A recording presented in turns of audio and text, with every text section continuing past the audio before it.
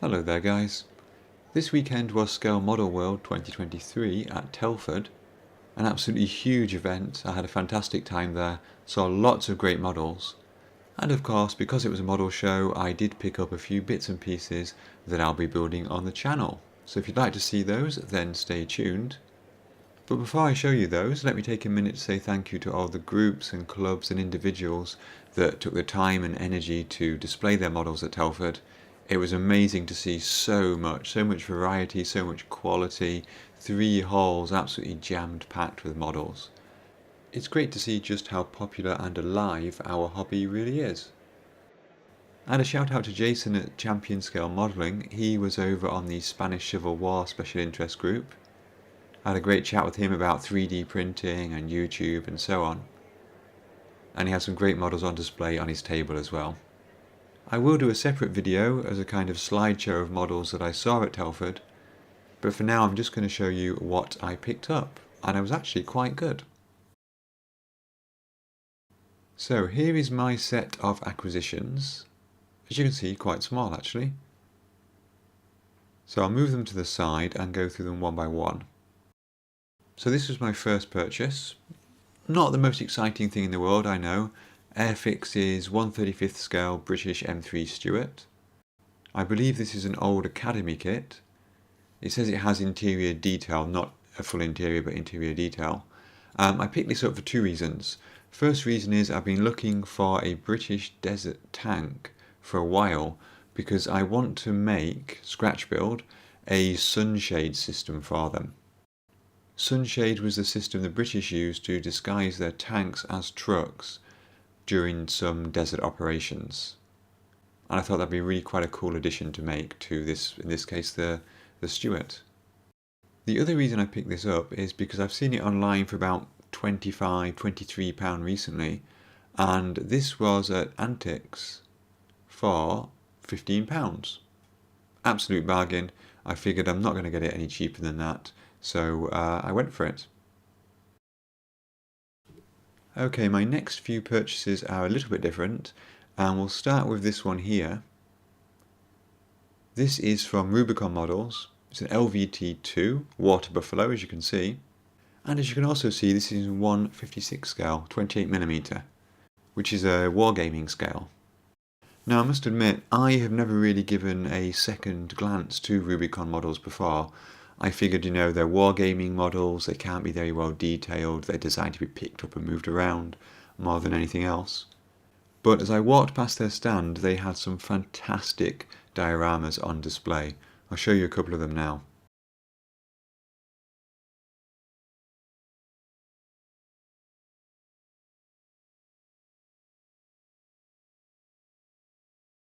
Really incredible. And of course that slightly smaller size of this scale means you can get a bit more into the same space. I know we've got 1/48 scale if 1/35 is too big for you, but I did quite like this, and it was a good price. I think this was £21, which I thought was very reasonable indeed. Rubicon do seem to have quite a nice catalogue as well, and there are a few bits and pieces that you might not find in other scales. They also had this LVT version with the turret on top. Is it the Chaffee turret? The LVT4 possibly? Anyway, they had that version for sale too, but I went for this one. You can see on the back of the box I've got quite a good description of the history of the vehicle, and then a couple of paint schemes there too.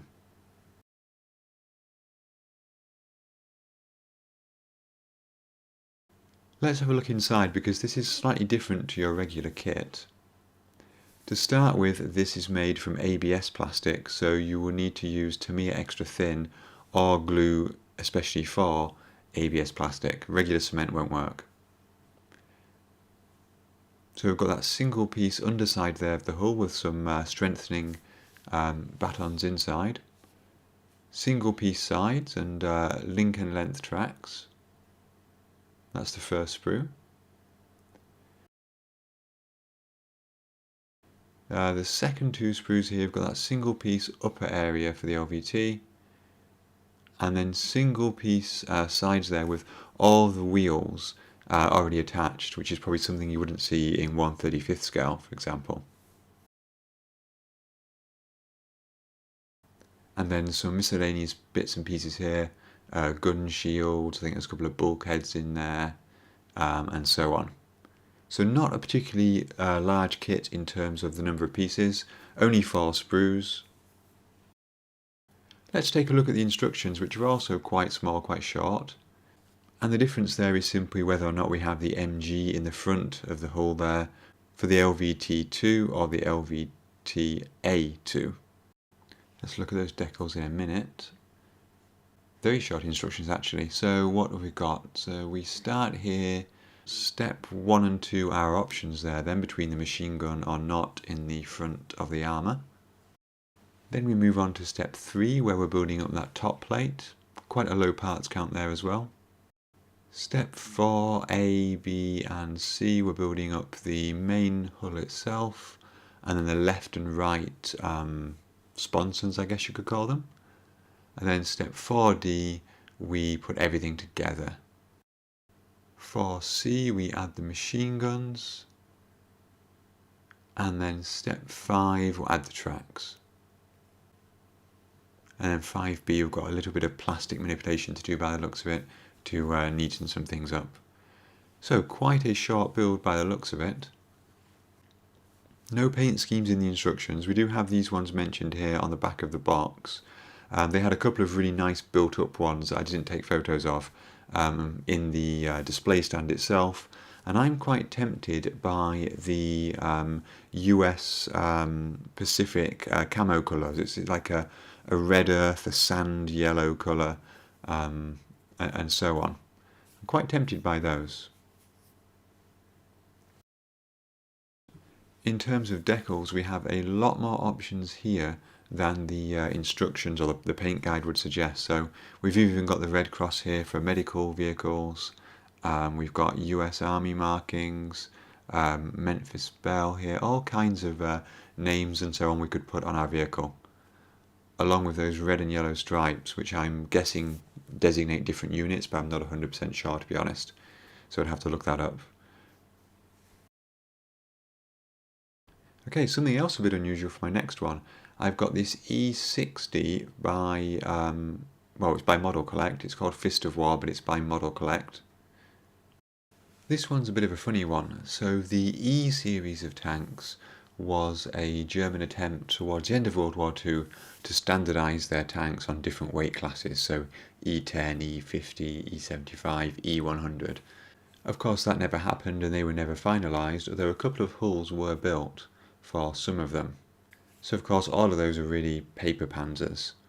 This is an E60, which I believe is taking that sort of one step further. So I haven't found anything to suggest that an E60 was intended other than the blurb that comes with the kit. It's clearly got what looks like a King Tiger turret and a hull which has got the sloping armour of a Panther but with very different sort of sponsons. Anyway, I've been wanting to do a what if vehicle for a while, Paper Panzer for a while. I didn't particularly want this one, but I couldn't find the one that I did want at the show, and I have been having problems finding it online as well. So I thought I'll take this. I might do a little bit of sort of kit bashing with it. I might add a few things to it. I might even take some sheet metal and add some side skirts to it. I'm not quite sure yet. Anyway, let's take a quick look inside. We'll look at the instructions later. This is much more like a full model kit compared to the Rubicon model I just showed you. Lots and lots of road wheels there, as you might imagine. Lincoln length tracks, which is quite handy. Two huge pieces for the hull here. The upper and the lower are separate here. They're just so tightly pressed together in this bag, but they are two separate pieces.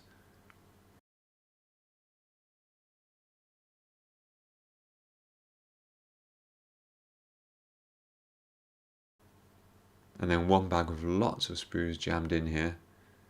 There's a couple of pieces broken off, actually they're rolling around inside that bag. Clearly there, that King Tiger style turret. Engine deck piece there at the back, looks nice, some nice detail on there. Moulded into the plastic on the grills. And a small set of decals. generic sort of numbers and crosses, so we could basically make what we want from it. Let's take a quick look at the instructions, if I can unfold them.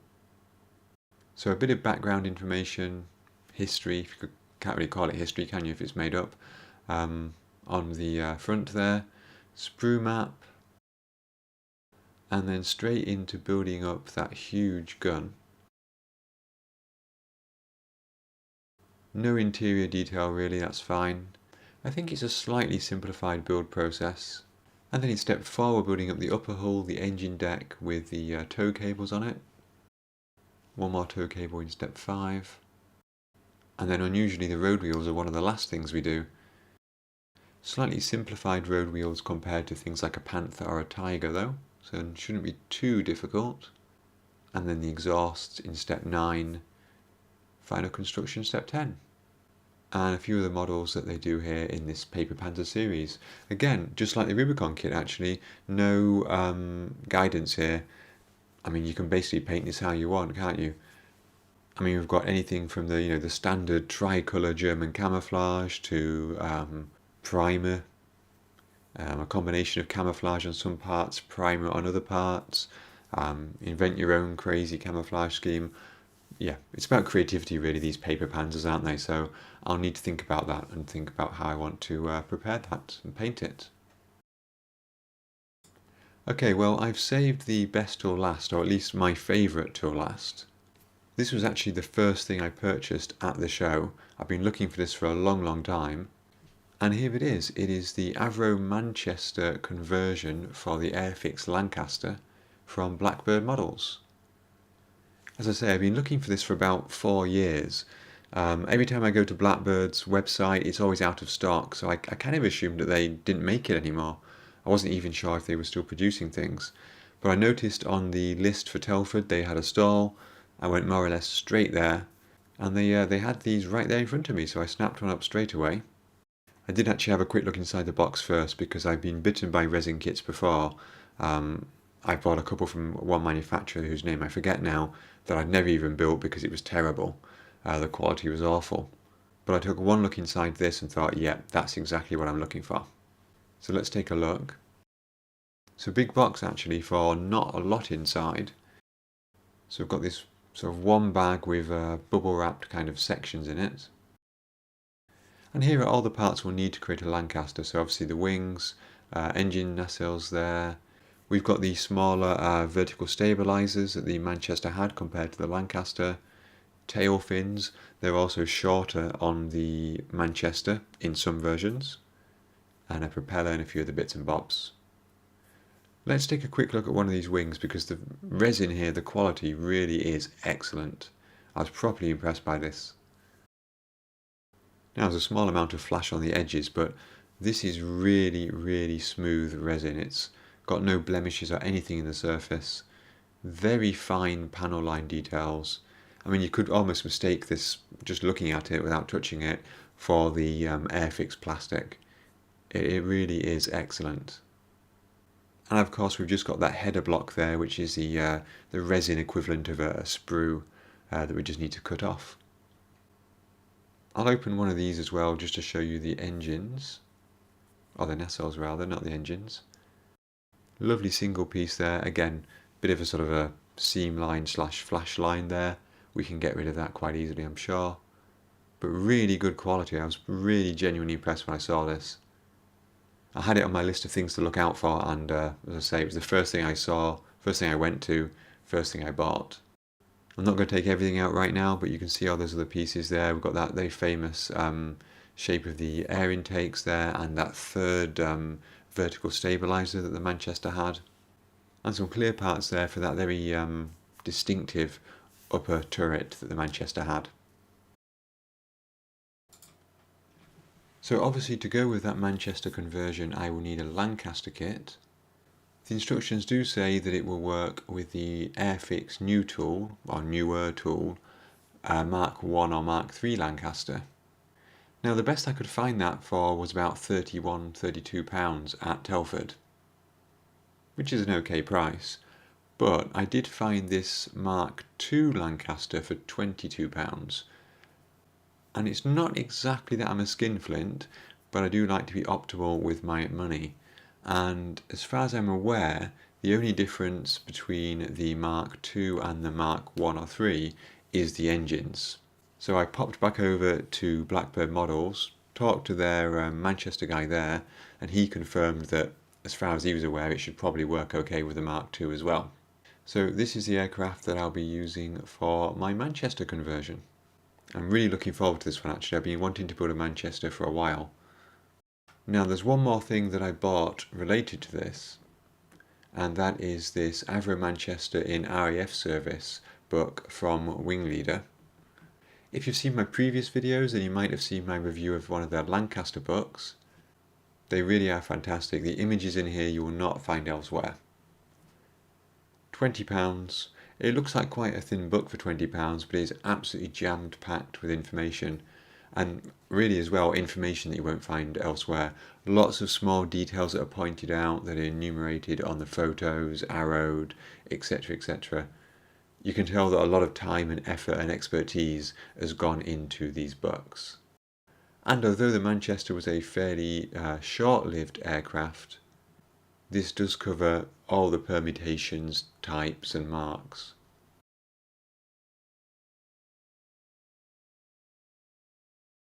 In fact, annoyingly there it points out that the Manchester tyres were slightly smaller than the Lancaster ones, so I might have to do something about that when I do my conversion. I might do a separate video with a review of this book in more detail, but yes, it really does go into detail of the different versions, the interior, various fixtures and fittings.